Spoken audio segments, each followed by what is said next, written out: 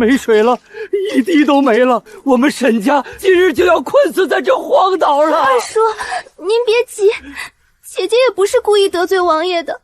谁能想到王爷会为了几句口角，就将我们全族流放？全是他惹的祸，若不是他，我们怎会落得如此田地？现在说这些也没用了，姐姐这般晕死过去，怕是撑不住了。不如把姐姐那份口粮分给大家续命吧。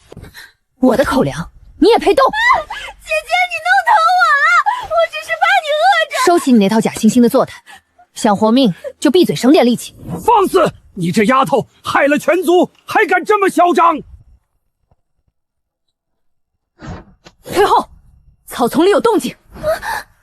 首领，海滩上有外族人，抓活的还是就地处置？别人，救命啊！岛上的规矩，擅入领地者，休想活着离开。好汉饶命，我们是被流放至此，求您高抬贵手。男的处置掉，女的。首领，首领，你怎么了？呼吸道堵塞，颈部肿胀，这是典型的。是邪祟入体，首领触怒了沼泽里的邪物，快拿圣水来给他灌下去！住手！他那是误食毒果导致的急性后头水肿，气道已经完全闭合。你现在灌水，水会直接进肺里，他必死无疑。无知的外族女人，竟敢胡说八道！首领就是被你们这些外族人带来的晦气缠上了。晦气？再等半盏茶的功夫，你们首两就直接憋死在这邪祟里了。滚开！你们外族人都是带来厄运的脏东西，再敢往前一步，我这把刀可不长眼。你动了我，他现在就得死。你看他的脖子已经快断气了，除了我，全岛没人能救他。沈南星，你疯了！刀都架脖子上了，你自己找死，别连累我们沈家呀！姐姐，你什么都不懂，怎么敢乱治啊？要是惹怒了他们，我们全族都要跟着遭殃了。闭嘴！全族遭殃也比现在立刻被饿死害死强。首领，我和你立生死状，若我救活他，你们给沈家提供食物和领地庇护；若我救不活，不用你动手，我当场自刎给他陪葬，敢不敢赌？让开，没时间了！他拿刀了，他要割首领的脖子，快拦住他！只能气管切断了。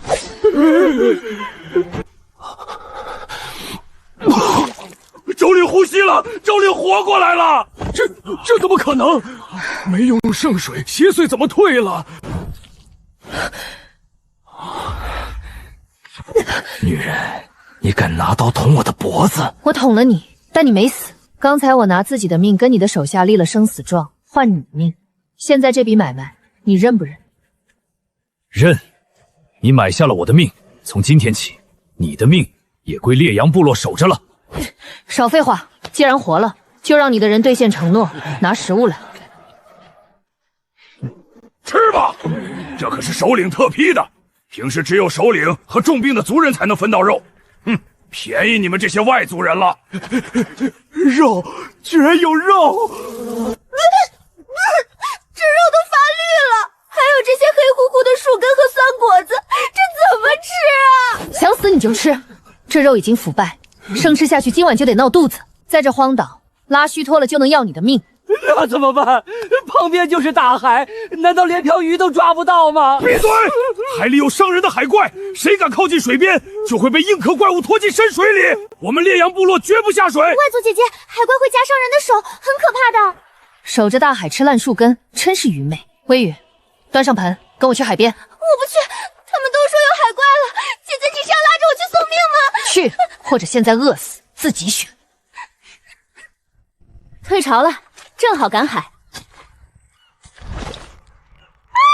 海怪出来了！是硬壳海怪，它会夹伤你的手，快退回来！什么海怪？这叫青蟹，顶级海鲜。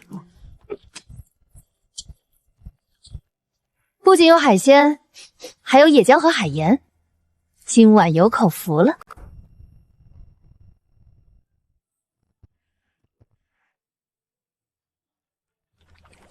南星啊，这怪物真能吃吗？会不会有毒啊？看着火就行，哪来那么多废话？这这是什么味道？为什么这怪物煮熟了这么香？好香啊，比最甜的果子还要香。这不是什么邪门法子，这叫烹饪。大海不是什么害人的兄弟，是能让你们吃饱肚子的粮仓。尝尝，只要不被钳子夹到，这海怪就是绝顶的美味。你自己没手吗？外族女人，你做的东西和你一样让人上瘾。首领，你没事吧？我也要尝尝海怪。大家排队，人人都有。太鲜了！老头子，我活了60岁，在京城也没吃过这么好吃的美味啊！算他还有点用。各位沈家人听好，从明天起，我们要在这座岛活下去，就必须自力更生。这里不养闲人，无论男女老少，只要还能动，都要干活。赶海、找柴火、搭棚子，干多少活吃多少饭。谁敢偷懒耍滑，这口石锅里的饭就没有他的份儿。听明白了吗？明白了，干活就是了。不怕海怪，懂得食物，还能驯服族人。沈南星，你到底还藏着多少本事？这片土太硬，肥力不够。二叔，把那边烧好的草木灰搬过来，均匀撒在土上。南星啊，昨晚那顿海鲜大家吃的挺好，怎么今天一大早非要拉着我们来顶着大太阳挖泥巴呀？就是，我们烈阳部落的勇士手是用来拿骨毛猎野兽的，什么时候蹲在地里刨过土？外族女人，这地上的野草籽能吃吗？放着野兽不打，吃草算怎么回事？光靠赶海和打猎，你们能熬过冬天吗？打猎看运气，赶海看潮水，只有种在土里的粮食，才是真真切切握在手里的底气。把这些野生菜籽种下去，1个月就能收第一茬。有了存粮，你们才不用在冬天饿着老弱妇孺。你最好保证这破草籽能长出吃的，不然我砸了这破石桥。少废话，不想冬天啃树皮，就给我往下挖。姐姐说的轻巧，我们沈家人都是拿笔杆子的，哪里干得了这种粗活？沈微雨，你在树林下站了一早上，篮子还是空的，怎么，你的手动不了了？姐姐怎么能这么说我？我从小就身子软，在京城都是丫鬟伺候的，这泥巴又脏又臭，我闻了会犯恶心。这里是荒岛，不是京城，没人惯着你的坏毛病。想吃饭就得干活。二叔，你看姐姐她非要为难我，我真的干不了吗？南星啊，微雨毕竟是你亲妹妹，身子娇贵，我们大家多干点，就当替她那份了，行不行？二叔既然这么心疼她，那今晚你的那份饭省下来给她吃。这怎么行？老头子干了重活，不吃可扛不住。微雨啊，你还是听你姐姐的吧。二叔，你怎么也想着他？既然闻不得泥巴味，那就去闻点味道更重的。从今天起，部落所有的分量都由你挑去沤肥。你让我去挑大粪，沈南星，你疯了！不挑完没饭吃。阿古，找个人盯着他，敢偷懒，按部落规矩处置。好嘞，黑呀，你过去盯着他，这外族女要是敢偷懒撒了尿，就好好管教他。沈南星，你给我等着！喝水。首领不用亲自盯着族人打猎，跑来看我们刨土。阿古说你疯了，带着大家把能吃的草籽全埋进了烂泥里。那你觉得我疯了吗？我没见过哪个疯子能把那个娇生惯养的妹妹治得去挑大腹。首领的动作越界了。这片岛上的东西，只要我看上的都是我的，包括你种的粮食。粮食可以分你一半，至于我，首领最好别有非分之想，我不属于任何人。是吗？那走着瞧。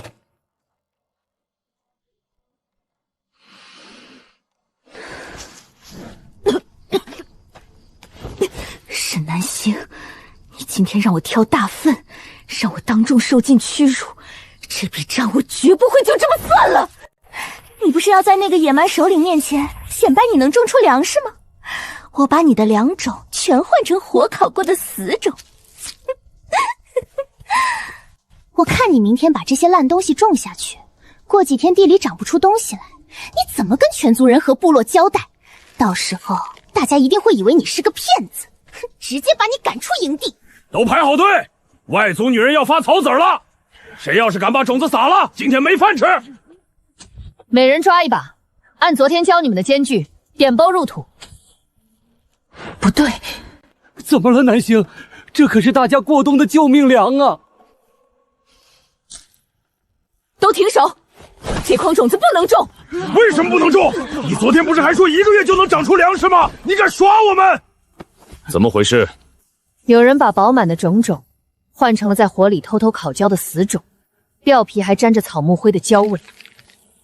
死种，种下去颗粒无收，这是想断了全岛的活路。天哪，怎么会这样？姐姐，这竹筐一直都是你在管，是不是你自己存不安受了潮，又或者是你根本就不懂种地，故意弄坏种子糊弄首领啊？南星啊，我就说你一个深闺女子怎么懂种田？现在好了，救命的粮食全毁了，你这是要把我们往绝路上逼呀！沈微雨，我还没开始查，你急着跳出来甩锅做什么？我是替大家着急，你自己管不好种子，还想赖给别人不成？赖你！死种表面有一层为了掩盖焦味的黑炭灰，大家睁大眼睛看看，它的指甲缝里是什么？微雨，你这手的是你干的？不是我，是我早上挑粪的时候不小心摔了一跤，在地上抓到的黑泥。沈南星，你血口喷人，你故意陷害我！挑粪摔跤，昨天为了中和土壤，所有的草木灰都已经撒到了地里，粪坑附近全是黄泥，哪来的黑炭泥？你真是糊涂透顶！为了让我当众出丑，为了你那点可怜的嫉妒心，你不惜拿全族人和部落的活路来当筹码。恶毒的女人，敢毁我们的粮食！沈微云简直无可救药，绝不能轻饶她！南星，都是你抢了我的风头，你给我等着！在我烈阳宫落的领地上敢动她！周令饶命，放开我！首领息怒，魏玉是一时糊涂，求您别重罚她，她到底是个女人啊！断人生计，按岛上的规矩，直接赶去荒岛深处自生自灭。严烈，等一下，就这么把他赶出去，太便宜他了。他不是不想干活吗？阿果，把这筐死种全部分给他，让他用石碾子一粒一粒给我碾成渣。好主意，物尽其用，我亲自盯着他。混进粪水里沤肥，碾不完一口水都不许喝。我不要干这种粗活！沈南星，你心太狠了！保准他连睡觉都在碾渣子。南星啊，微雨是罚了，可这种种子毁了，我们下个月吃什么呀？二叔，你真以为我会把身家性命放在一个毫无防备的竹筐里？真正的良种，我昨晚就分装密封埋在土里防潮了。竹筐里放的本来就是第一遍挑剩下的副品。外族女人，你太厉害了，居然连这个都算到了。你连自己族人都防得这么严，在这座岛上，我只信捏在自己手里的筹码。那你可要捏紧了，因为总有一天，连你也会在我的手里。首领有空说大话，不如去帮大家翻土。哎呦，我的肚子疼死我了！救命啊！二叔，你怎么了？哪里疼？像刀绞一样，我还恶心。不好了，出事了！打猎的5个兄弟刚回来，全倒下了，都在吐酸水。不仅吐，还抽搐。阿古大哥，他们是不是撑不住了？是邪祟，是洼地惊动了地下的邪物。无疑，什么邪祟？你快救救兄弟们啊！都是他，这个外族女人非要逼着大家翻挖土地，把草籽埋进去，她惹怒了地下的邪物，现在邪物出来降灾了。我就说不能种地，南星啊，你这次是真的把我们害惨了。必须把这个外族女人绑在木桩上献祭，用她的血平息邪物的怒气，灾祸才会退去。快抓住她！我看谁敢动她。首领，不能被这女人迷惑呀！你看看地上的勇士，再不处置她，全族都要遭殃。闭上你的嘴，再敢胡言乱语，我先拿你开刀。你看到底怎么回事？要是治不好，这群老家伙今天没完没了。都散开，保持空气流通。阿果，把他翻过来，让他侧躺，防止呕吐物堵住气管。好，然后呢？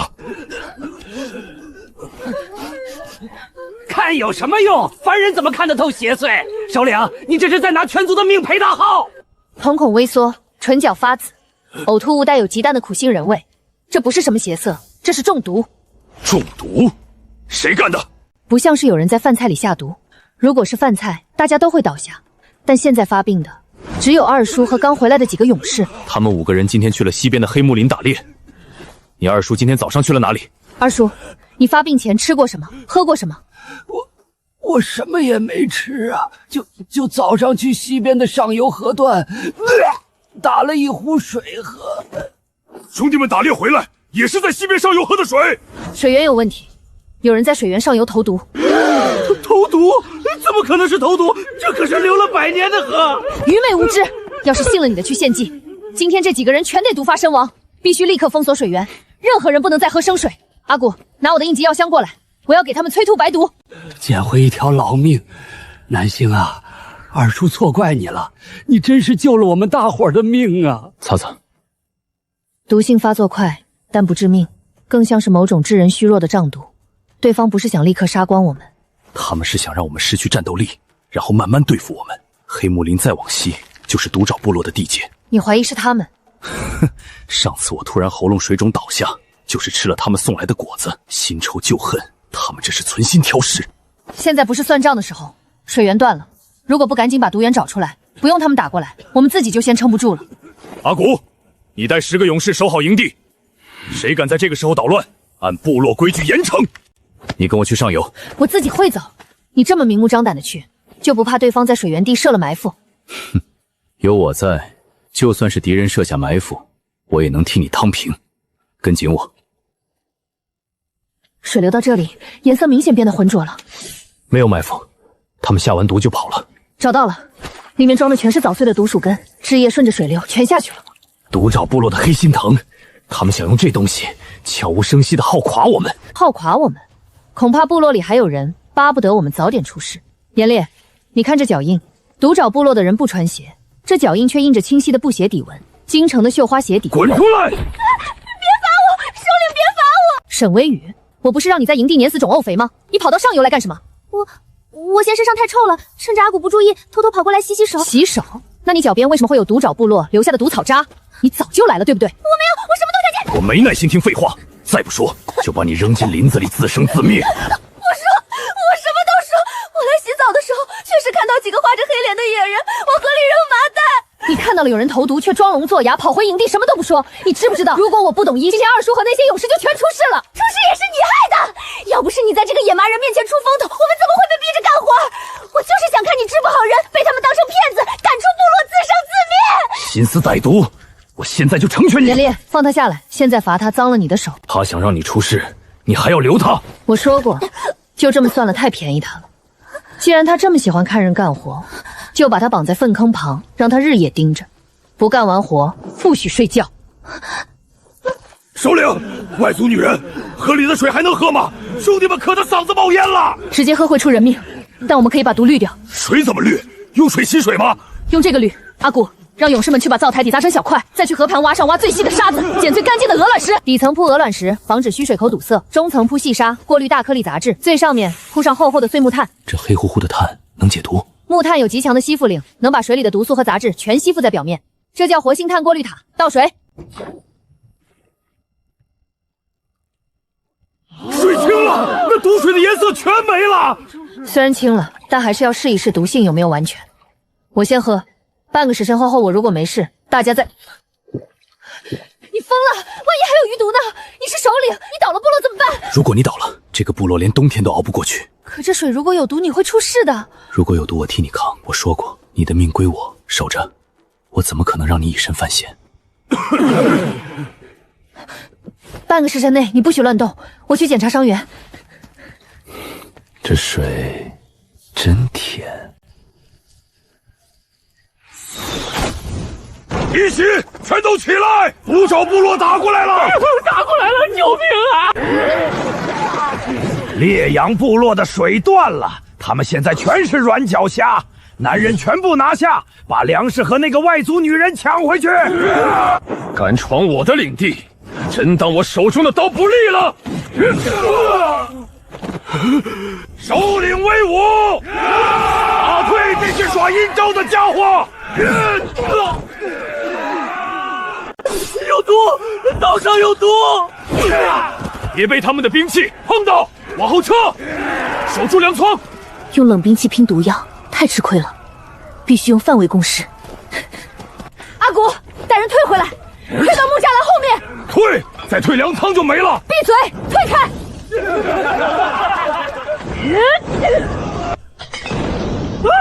什么东西？火烧过来了！不要停，把火墙给我竖起来！又是那个外族女人，给我放箭，拿下她！糟糕！躲开！严烈，你中箭了！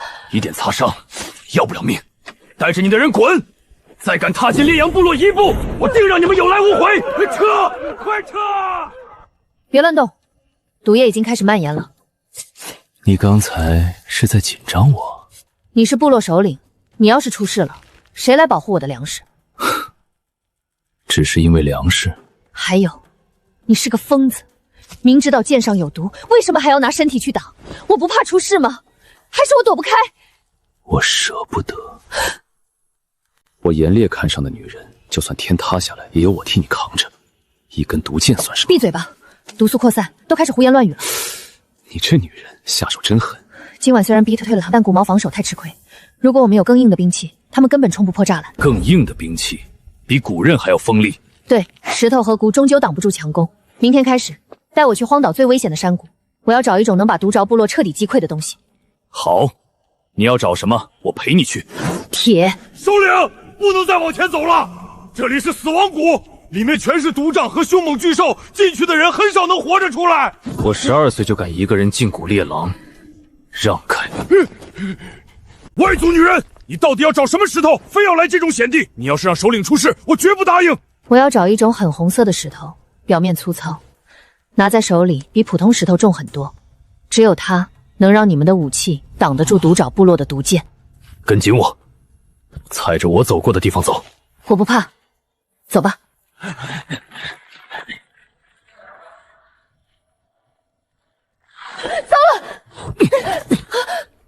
看路，刚才差一点你就掉进深泥沼里了。我刚才走神了，多谢，你可以放开我了。放开你，让你再去涉险。接下来的路，我牵着你走。首领小心，是铁甲猪！待着别动！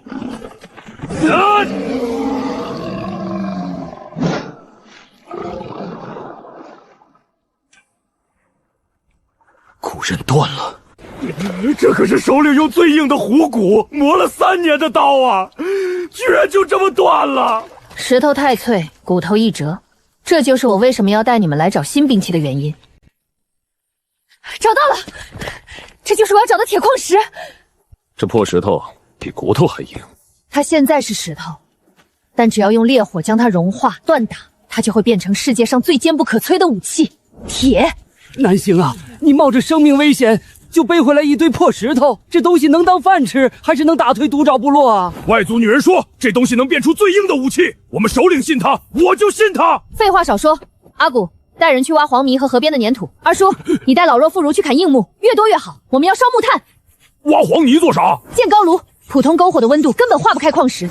我们要建一座封闭的泥塔，用皮毛做成巨大的风箱，往里面持续送风。第一炉，你来点火。点火！拉风向，不要停，把火给我吹到最旺。外族女人，这炉子快把人烤干了，这破石头真的能化成水吗？继续拉风扇，只要温度够了，顽石也能化开。外族女人，拉不动了，这炉子都快烧穿了，石头还没化。不能停，最后一把火，严烈加炭。听他的，给我使劲拉！化了，都退后！严烈，砸开底部的出铁口！岩浆，石头真的变成岩浆了！火变成了水！外族女人，你把太阳装进泥潭里了吗？这不是太阳，这叫生铁。顺着泥槽，把它引进模具里。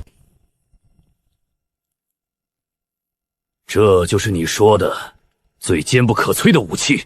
它现在还很脆，有很多杂质。接下来，我要借你手掌的一身神气，把它反复锻打成型。杂质太多，用最大的力气砸，把里面的架构全敲出来。给我开！继续，不要停，打出刀刃的形状。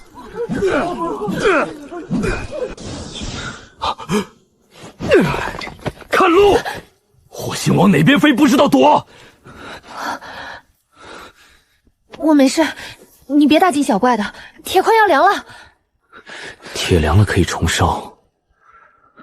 你的脸要是被烫出疤，我会心疼。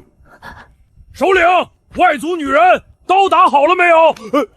我是不是来的不是时候？阿古，过来倒水，准备淬火。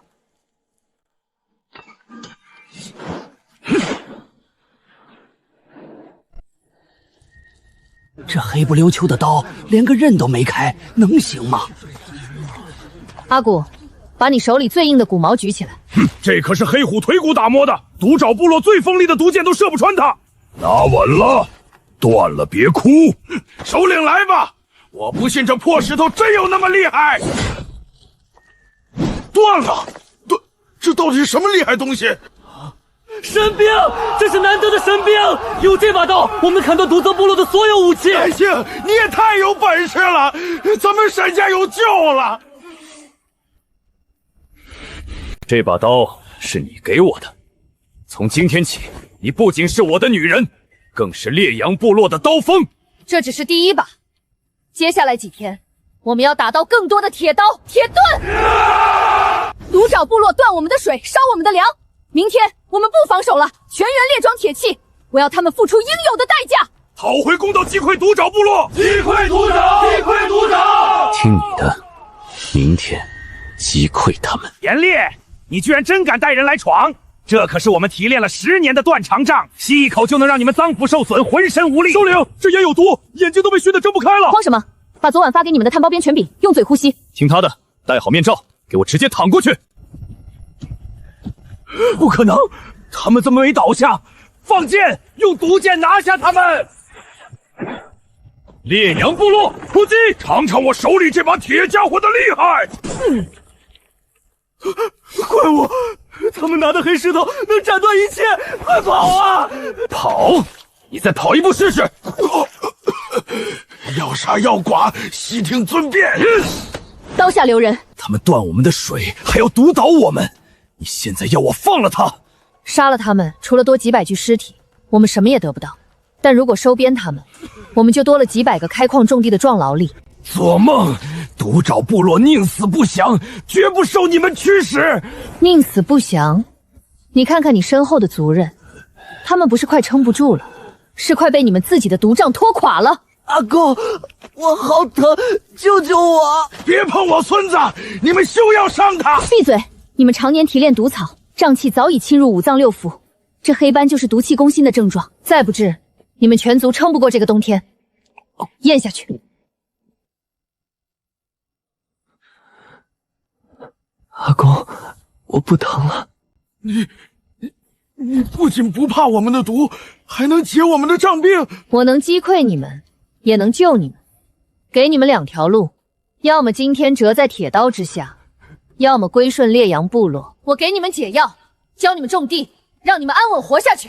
独爪部落愿归顺烈阳部落，听您差遣，求您赐药救治族人。首领，我们赢了，不用大动干戈就收服了独爪部落。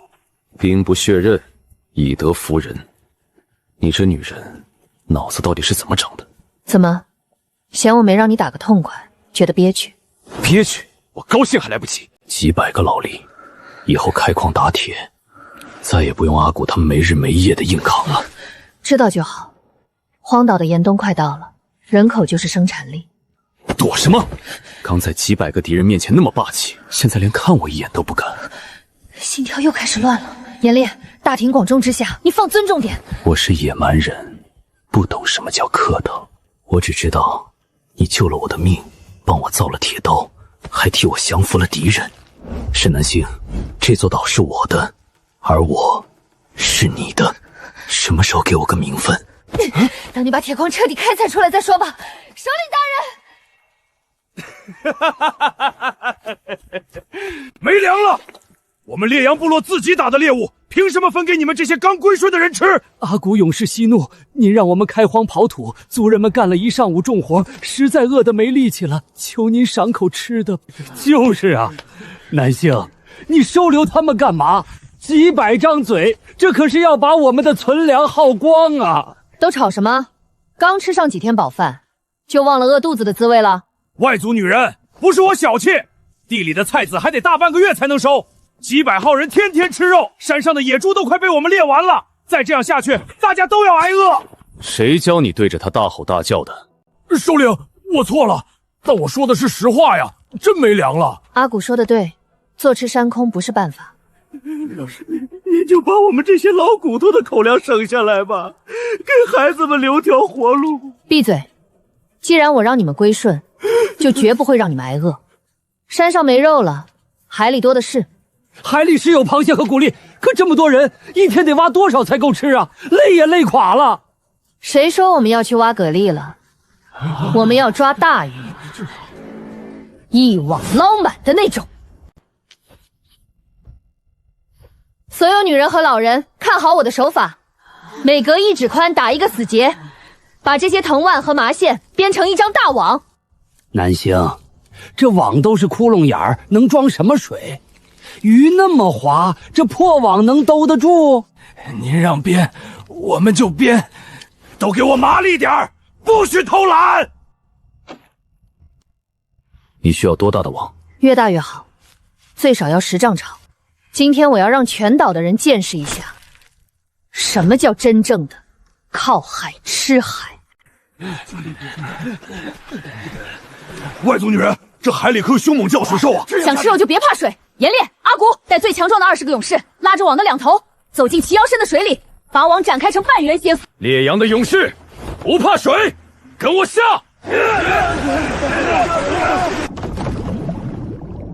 这不用投鱼饵吗？鱼进网了，收网，往岸上拖。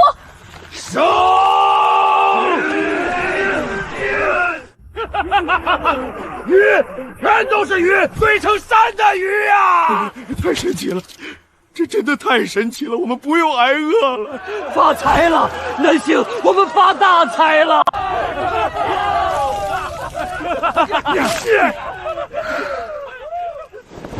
你又救了这个部落一次，是淡淡的咸涩海风味，打鱼只能解燃眉之急。天气太热，这么多鱼，如果不处理，明天就会发臭。所以我们的大能人下一步又打算干什么？晒盐，我们要造大量的盐池，把吃不完的鱼做成咸鱼干。有了足够的盐和铁，我们才能在这座荒岛上建起一座真正的城。好，你指哪里，我的铁刀就劈向哪里。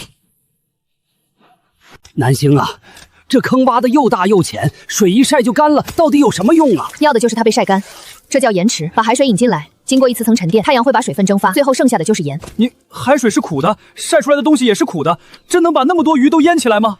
直接煮当然苦，但我们分了成枕石、结晶池，杂质会留在前面的池子里，最后结出来的是纯粹的白盐。我不干了！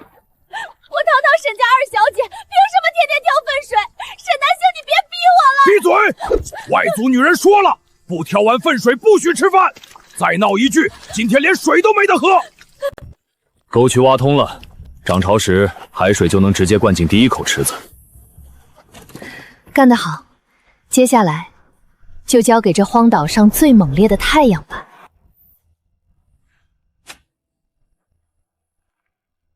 成了。大热天的，地上长雪了，我尝尝。呸呸呸，咸的，真的是咸的，而且一点都不苦，没有毒，没有苦味儿，比京城大山上卖的青盐还要白，太神奇了，这真的太神奇了。女人和老人负责把盐刮出来，勇士们去处理鱼，抹上白盐，挂在架子上风干。有了这些咸鱼干，就算冬天大雪封岛，我们也绝对饿不着。粮食有了，铁器有了，你不仅救了我的命，还给了烈阳部落真正的生机。这才刚开始，有了吃不完的盐和鱼，我们就能和经过外海的商船做交易，换布匹，换铁矿石，换更多的粮种。你想要什么，我都替你拿回来。说了要做正当交易，别张口闭口就来硬的。首领，外族女人，我们在西边礁石滩上发现了一艘被风浪打碎的破船，这小子就趴在船板上。官府，他穿的是朝廷水军的盔甲，是朝廷的人找来了。朝廷的水军，你们来荒岛干什么？别杀我，我只是个探路的神修，不想吃苦头就老老实实说，探什么路？我全说是晋王爷，我也听说沈家在荒岛不仅没死，还降服了族人，王爷大怒。萧承泽，他想赶尽杀绝。王爷说沈家是叛党，绝不能留活口。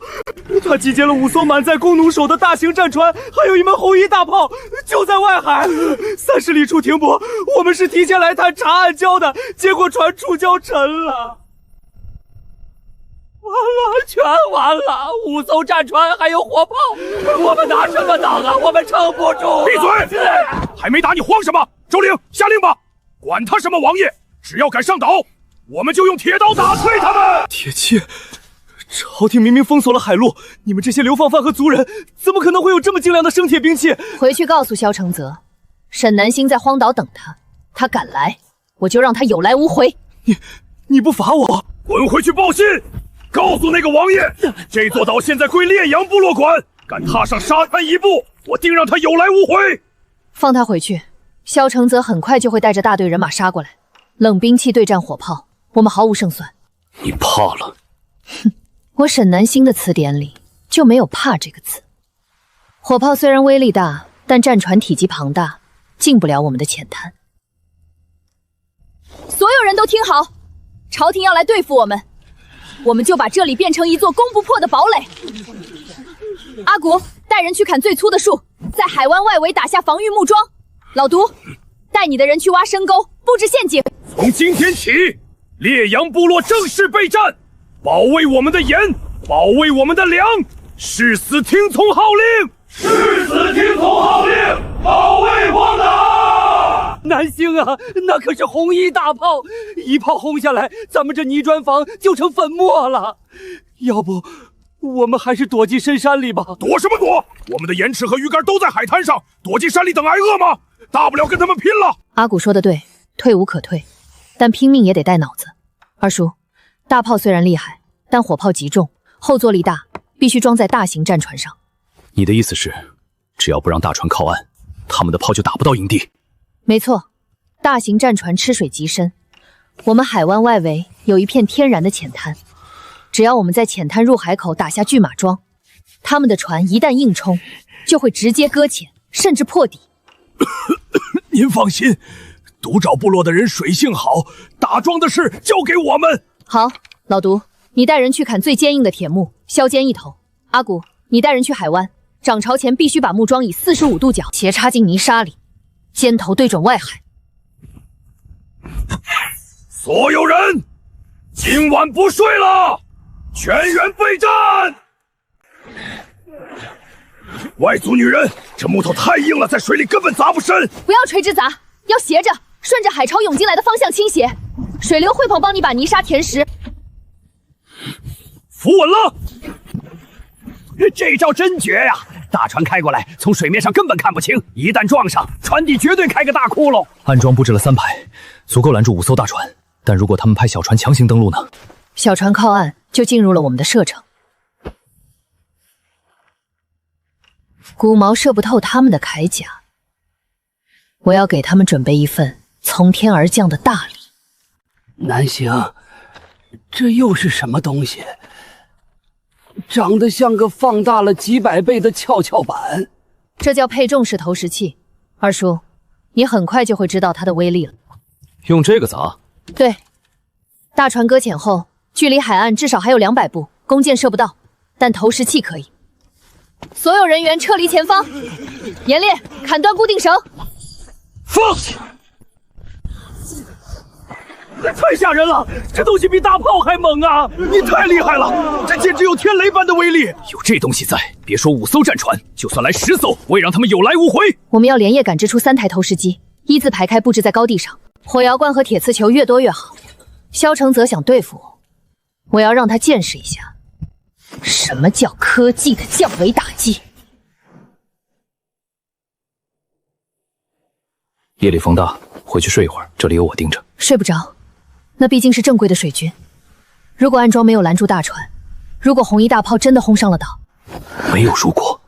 严烈，沈南星，你听好，这座岛上现在有粮有盐有铁，还有愿意为你出力的几百号人。那个什么王爷，他带的是来伤人的刀，而我们是在保自己的命，保自己建起来的家。他们赢不了。你说的对，这是我们的家。别怕，就算天塌下来，也是我先挡在你前面。他们的大船废了，点火，投石机放！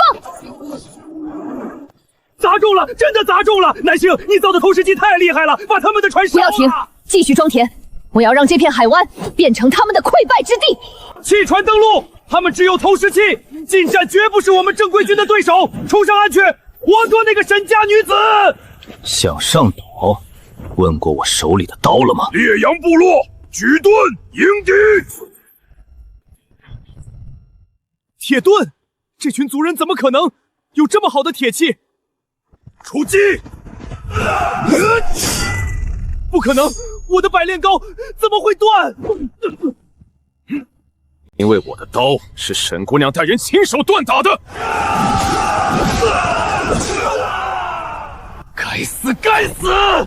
沈南星这个女人到底在岛上耍了什么手段？撤，立刻撤退！怎么会这样？靖王殿下的舰队居然败了，他没有来救我，我真的要在这个荒岛跳一辈子分水了吗？首领，沈姑娘，这些朝廷的兵卒全抓住了，直接按规矩发落吗？好汉饶命，姑娘饶命，我们也是奉命行事啊！萧承泽跑得倒是快，他跑不掉，下次他敢再来，我连他的主舰一起砸沉。我不处置你们，不仅不处置，我还要用你们的命和你们的靖王殿下做一笔大买卖。买卖？号角声，他们来了！全岛备战，点火把！一群流放的罪人和未开化的族人也敢霸占海岛，传本王的命令，战船直接冲进海湾，用红衣炮把他们的营地轰成平地。遵命，全速前进，冲滩登陆！怎么回事？出礁了吗？这里明明是沙滩啊！统领，不好了，水下有极其粗壮的硬木坚桩，船底被捅穿了3个大窟窿，海水正在疯狂倒灌！废物，谁让他们在水下打桩的？立刻倒舵，开炮，给我把岸上的防御轰碎！回去几个人报信，让萧承增拿粮食、布匹，还有最好的药材来赎人，一个人换100斤粮。他不换，我就把这些俘虏全编进劳作队里开矿打铁。好主意，咱们这正缺挖矿的人手呢，这比处置了他们划算多了。算盘打得真响，不仅赢了仗，还要把敌人的羊毛薅干净。岛上几百号人要过冬，我不精打细算怎么行？首领大人，接下来该给我们的新劳力安排活了。信上的条件写得很清楚，200个活人，换2万斤粮食，500匹麻布，还有过冬的药材。10天内，让萧承泽派没有武装的商船来换。小人一定把话带到，一定带到。10天后要是见不到粮食，就别怪我对这些俘虏不客气。滚！沈姑娘，首领，我们现在该怎么办？求2位给口饭吃吧。兄弟们昨天在水里泡了1夜，快撑不住了。烈阳部落不养闲人，阿古在，扒了他们的盔甲，发给他们铁镐和铁锹，全部押到后山去采石挖土。听到没有？起来干活！谁敢偷懒，我手里的铁刀可不讲情面。二叔，我不干了，我的肩膀都磨破皮了。靖王殿下的舰队都被打跑了，我们是不是永远都回不去京城了？微雨啊，认命吧！你看那边，那可是朝廷的正4品统领，平时在京城多威风，现在还不是被南星安排的老老实实，天天挖土？你一个弱女子，还敢跟南星斗吗？连朝廷的兵都被他抓来干苦力，他也太厉害了，根本斗不过。别抱怨了。南星虽然严，但他没饿着我们。你要是再偷懒，今天连这馒头都没了。快吃，吃完去干活，在这岛上自己动手才能活命啊！我挑还不行吗？压实，一定要压实，然后倒出来，放在太阳底下暴晒。有了这些砖头，我们就能赶在冬天前把草棚换成结实保暖的砖房。去洗洗手，马上就好。这批砖坯必须今晚赶出来。岛上的活是干不完的，你是领头的人，动嘴就行，别把自己累垮了。如果我不亲自盯着，他们掌握不好泥和麦硝的比例，砖头烧出来会裂的。等砖房建好了，你想要最大的一间？当然，我是最大的功臣，自然要住最好的房子。好，最大的房子归你，但那间房子里必须有我。谁说要跟你住一间了？我们那是战友关系。战友？我严烈可不缺战友，我只缺一个能陪我统领这座岛，能陪我看遍这片海的女人。沈南星，你逃不掉的。我从来没想过逃，但这岛上还有那么多事没做完，我没心思想别的。我等你把这座岛变成你想要的城，到那天，我要全岛的人见证你成为我的首领夫人。沈姑娘，首领，海上有动静了。来了，3艘没有挂军旗的商船，吃水很深。看来萧承泽妥协了，粮食送到了。他最好别耍什么花样，否则那200个俘虏今天就得付出代价。他不敢，朝廷水军折损200精锐，这事要是传回京城，他靖王的位子都坐不稳。他现在比我们更想掩盖这件事。阿古，叫上兄弟们，带上铁刀，去海滩上接收我们的战利品。明白，开仓收粮喽！沈年星，晋王殿下宽宏大量，2万匹粮食还有药材全在这里了，赶紧把人放了。晋王殿下不是宽宏大量，他是怕私自调动水军战船折损的事情暴露。阿古，验货。我来看看这群朝廷的人有没有耍诈。大胆，这可是上好的官粮，你们敢损毁？上好的官粮。特使大人，表面一层是新粮，底下全发了霉。你想让我们全岛的人吃发霉的粮食闹病病？敢拿坏粮糊弄我们！看来这200个俘虏，你们今天一个也别想带走。别，好汉饶命！这是王爷的吩咐，小人也是听命行事啊。船舱底层还有一批好粮，我马上让人搬出来换。不仅要换，为了惩罚你们的不老实，我要加价，铁锤等造船工具全部留下，否则人你们一个也带不走。全留，只要放人，什么都好说。货地两清，你们自由了。想回京城的，现在就可以上船。沈姑娘，我们败了仗，丢了5艘战船和红衣大炮。晋王殿下的脾气我们最清楚，现在回去，等待我们的只有军法治罪，绝无生路。是啊，我们若是回去，不仅自己要治重罪，连家人也会受牵连。求沈小娘收留我们吧。放肆！你们这群贪生怕死之辈，竟敢投靠流放犯！再多说一句，就别怪我不客气。滚回船上去！你们都是大好的男儿，有一身力气，更是懂造船和水文的好手。烈阳部落不收奴隶，只收红伴。你们若留下，就是这里的岛民。我们愿誓死追随沈姑娘，效忠首领。这双手定为大家建起一座城。走，回营地吃咸鱼大餐去。好东西啊！这布料又软又厚，冬天做成棉衣，再也不用穿着硬邦邦的兽皮挨冻了。南星，你真有本事啊！高兴归高兴，但活儿还没干完。秋风已经凉了，趁着大雪没封岛，泥砖已经晒干，今天开始全面建房。猪粮架好了，你看这宽敞度够不够我们住？我规划的是部落的议事大厅和首领的起居室，至于我，你的起居室就在我的起居室旁边，门挨着门，随时能看到。你这是在以权谋私吗，首领大人？是，这座岛上的规矩是我定的，而我的规矩就是我想离你近一点。沈年星，你为所有人建了家，也给我一个名分。几间红砖房就想娶我？严烈，你的算盘是不是打得太响了？那你要什么？你要天上的星星，我也去给你摘。我要这片荒岛变成一座固若金汤的城池，我要铁甲战船，我要学堂，我要这里的每一个人都能挺直腰板活着。什么时候你把这座铁城建好，什么时候我们再来谈名分的事。现在看你表现吧。好，一言为定。你画图纸，我出力。等城建好的那天，我看你往哪儿跑。看清楚了，撇捺，这是一个人字，一撇一捺互相支撑，才能在这荒岛上站稳脚跟。黑鸭，你来写。沈姐姐，我写出来了，我写出人字了。写得很好，不仅要会写，以后还要学算术，学看海图，知识才是最锋利的武器。天这么冷，还让他们学这些弯弯绕绕的字，学打猎不好吗？打猎只能管一顿饭，识字能管一辈子。我的城里不收文盲，首领大人要是闲着，不如也过来练练字。我不学，我的笔杆子捏不稳，但我手里的刀能护着你安安稳稳的教一辈子书。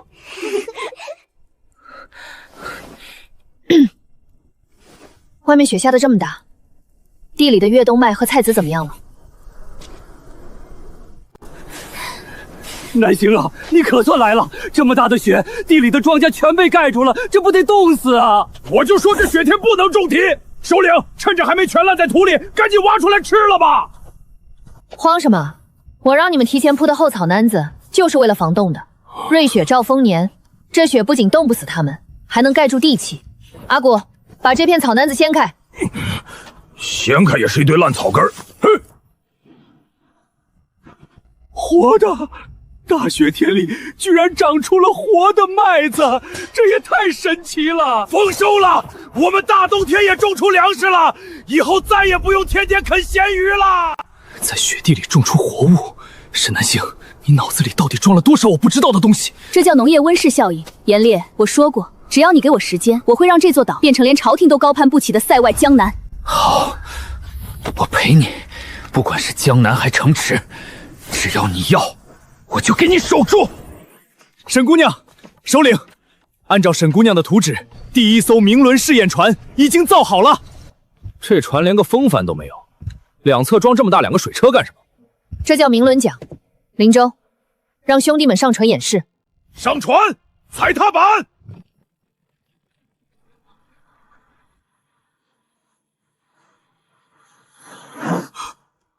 不用风向，不用划桨，这船竟然能自己跑得这么快！沈姑娘的智慧，属下叹服。有了这种明蓝船，就算遇到逆风逆水，我们也能来去如风。朝廷的水军根本追不上。这只是试验品，林州要你把大型战船上，并且在船头和船身两侧全部包上铁皮。包上铁皮，那船得多重？你想造一艘撞不沉的铁甲船？我们错了萧承泽的威风，他是个睚眦必报的人。开春雪化之后，他一定会带着更庞大的舰队卷土重来。我们没有火炮，就必须用绝对的防御和速度把他们的木船撞碎。首领，沈姑娘出事了！刚才我在悬崖上打下来一只朝廷的信鸽。朝廷的信鸽怎么会飞到荒岛上空？这不是飞给我们的，这是萧承泽传给岭南水师提督的密令。开春3月，集结岭南100艘战船，万名精锐，不留活口，清剿荒岛。这个萧承泽真当我们好欺负吗？100艘船又怎么样？我们跟他拼了！万名精锐，怕吗？我说了，我的字典里没这个字。既然他想玩场大的，那我们就奉陪到底。传我命令，从明天起，全岛进入最高战备状态，高炉昼夜不停，给我练铁。林州，铁甲明轮战船必须在3个月内下水。开春之时，我要萧承泽的100艘战船全部沉在我的海湾里。沈姑娘，后山的干木头快被我们砍光了，新砍的湿木头烧不出火，炉温根本上不去啊！沈姑娘，阿古兄弟说的对，我们要造5艘包覆铁皮的战船，至少需要3万斤精铁。以现在的火力和出铁量，3个月内我们连2艘船的铁皮都打不出来。木炭的燃烧值到了极限，温度无法彻底融化优质铁矿，这样下去绝对不行。那咋办？难不成还能凭空变出更旺的火来？不用凭空变，我们去找地火。岛上有没有一种黑色的石头，表面反光，敲碎了有刺鼻的味道，而且放在火里会烧得很旺？黑色的石头还会烧？我想起来了，北边断魂谷的悬崖底下有，以前族人捡过一块，掉进火堆里烧了1天1夜都没灭。但那石头烧起来有毒烟，出过意外。首领严禁我们靠近那里。那是煤炭，真正的工业血液。有了它，别说3万斤铁，10万斤我也能炼出来。带路去断魂谷。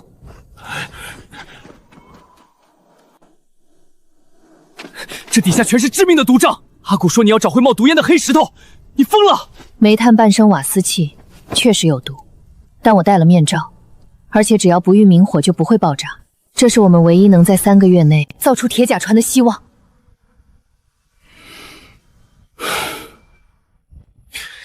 你在上面待着，告诉我黑石头长什么样，我下去挖。你没见过煤矿的矿脉走向，你挖1天也挖不到核心层。严烈，我是来和你并肩作战的，不是来当温室花多的。走。这不让人省心的女人，阿古在上面守着，绳子一有动静立马往上拉。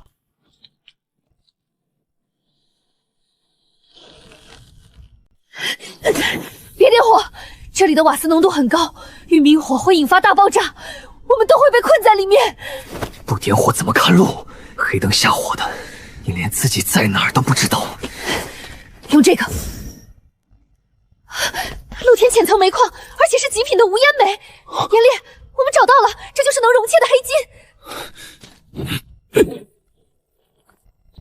就这黑乎乎的东西，能比后山的铁木还耐烧？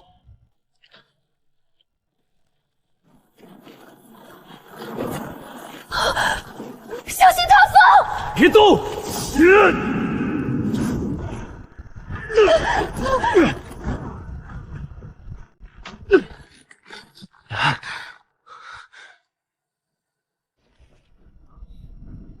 严烈，你受伤了吗？几块破石头还伤不到我。你先稍微退开一点，我被你压得没法呼吸了。退？往哪儿退？后面全是被堵死的石头。沈南星，我们就这么被埋在一起了。别胡说，刚才的塌风不大，阿古在上面，很快就会顺着绳子下来挖我们，我们出得去。要是阿古挖不通呢？要是我们真困在这儿出不去呢？没有这种如果，我还得出去造战船。别提什么战船，我就问你，要是真出不去，连个名分都不给我，你亏不亏心？我不亏心，因为我沈之星认定的男人，谁也带不走。这是你说的，等出去我要全岛的人看着你是怎么名正言顺做我的首领夫人的，这辈子你都别想逃开。首领，沈姑娘，你们还活着吗？我来挖你们了！闭嘴，滚一边去拉绳子！首领大人的豪言壮语，还是留到战船下水那天再说吧。现在赶紧把煤运出去。神了！这黑石头烧起来简直像火山爆发，铁水流得比水还快。成了，沈姑娘，有了这火候，别说3万斤，3个月打造5艘铁甲船，绰绰有余。铁甲战船下水之日，就是萧承泽舰队溃败之时。全员听令，日夜赶工，迎接我们的大决战。沈姑娘，首领，5艘铁甲船全部完工，船头加装了精铁撞角，船身两侧全包覆了半寸厚的铁皮，普通的弓弩和投石机根本打不穿。乖乖，这铁疙瘩这么重，真的不会沉到海底去吗？这叫浮力原理，内部的密闭舱早就做好了防水。阿古，砍断缆绳，让我们的钢铁巨兽下水！斩烂绳，下水！没有沉，沈姑娘造成了天下无双的战船，大进水师的100艘木船，在这铁甲船面前就是一堆废木头。好一头海中猛兽，不过船再好也得看驾船的人。岛上的勇士只会打猎，到了水上可就晕头转向，施展不开了。不行了，首领，这船晃得我连刀都拿不稳，肚子里的黄水都要吐干了。首领，沈姑娘马上就要开战了，如果部落的勇士克服不了晕船，真打起来，战船上根本没有肉搏的战斗力啊！站直了，烈阳的勇士连硬仗都敢打，我还怕这点水浪？给我拔出刀来挥100下！首领，你就是现在罚我，我也挥不动啊！放开他吧，晕船是前庭神经不适应，靠硬扛是没用的。这是浓参姜煮的酸梅汤，喝下去压压恶心。林州，把船开到风浪最大的外海去。外海？可是大家已经吐成这样了。搓脊训练，用粗绳子把所有晕船的勇士绑在桅杆和船舷上，越吐越要待在风浪里，让他们学着水兵的动作去踩明轮踏板，用身体去记忆海浪的节奏。这么晚不睡，在担心明天的仗100艘战船，万名大军，这是倾巢而出的围剿。说一点都不担心，那是骗人的。有我在，天塌下来我顶着。这3个月，你没日没夜的画图纸教他们炼铁，该做的你都做到了极致，剩下的交给我。明天我会让那群朝廷的人马知道，谁才是这片海域真正的主人。我不只要你赢，严烈，我要你毫发无损地回到我身边。沈南星，你听好，等打赢这一仗，彻底拔了朝廷的这根刺，我要在这座岛上当着全族人的面明媒正娶，让你做我名正言顺的首领夫人。好，我等你。你若是输了，我就开着铁甲船自己走，让你人财两空。你敢？你这辈子只能是我的。敌袭警报！他们没有等天亮，他们趁夜来了。全岛吹号，点燃烽火，铁甲船生火起锚，迎战！荒岛上的烽火点起来了。王爷兵威盖世，百艘战船压境，区区几个流放贩渔岛民，今晚必定被彻底击溃。传本王将令，前锋30艘战船，火炮准备，给我把那个什么烈阳部落的营地轰成平地，一个活口都别留下。沈姑娘，敌军开炮了，他们的战船数量太多，如果硬冲，我们的阵型会被包围。包围？木头再多，也包不住生铁。今天我要教教他们，什么叫跨时代的碾压！全速前进，明轮踩到底，乘风矢战进去！全速出阵！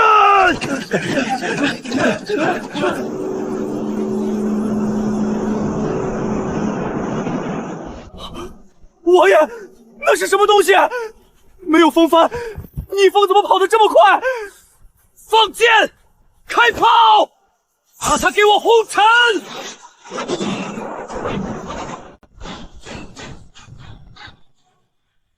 铁皮，他们竟然把整艘船包了铁皮！快转舵，避开撞击！撞碎他们！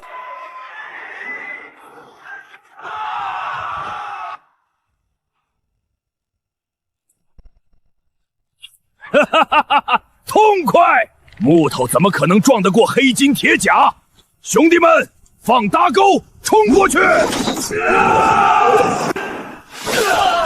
烈阳的刀，不斩降卒，负隅顽抗者绝不留情！投降！我们投降！别杀我们！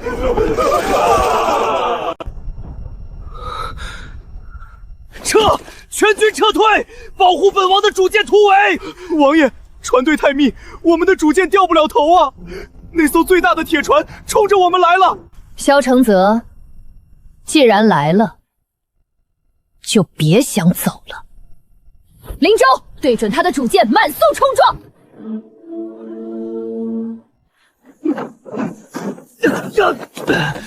沈年星，你休得放肆！本王是当朝亲王，你敢伤我，朝廷必治你满门重罪！在这片海域，我就是这里的规矩。你敢动我的人，就算是朝廷亲兵来了，我也绝不手软。别杀我，南星，我是大晋的亲王，你伤了我，朝廷一定会派更多的军队来清剿你们的。清剿？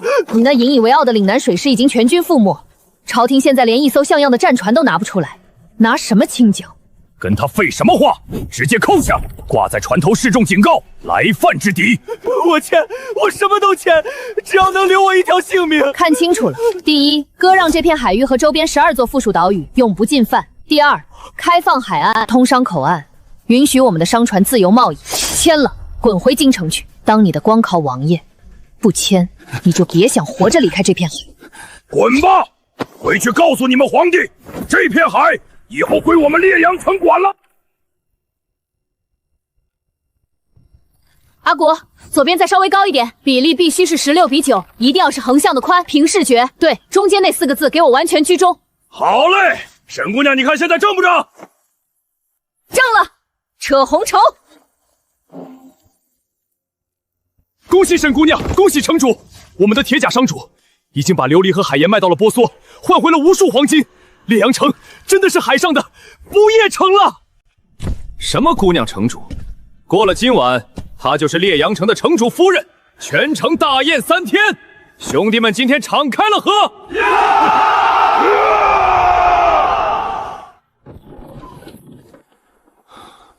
今天这城门牌匾，你非要弄成16:9的横屏，还要4个字居中，这又是什么你们那个世界的规矩？在我们那里，最精彩的大戏都是用这种笔来呈现的。这座城是我一手打造的盛世，自然要用最好的排场。城建好了，朝廷也被打退了。沈年星，你答应过我的事，该兑现了吧？我答应过你什么？我只记得我答应做城主，可没说要做夫人。还嘴硬！当初在矿洞里，在战船上，是谁说认定了我就绝不反悔的？那得看你这个糙汉子有没有本事让我心甘情愿的留在这儿一辈子了。一辈子怎么够？我要你生生世世都只能是我眼烈的女人。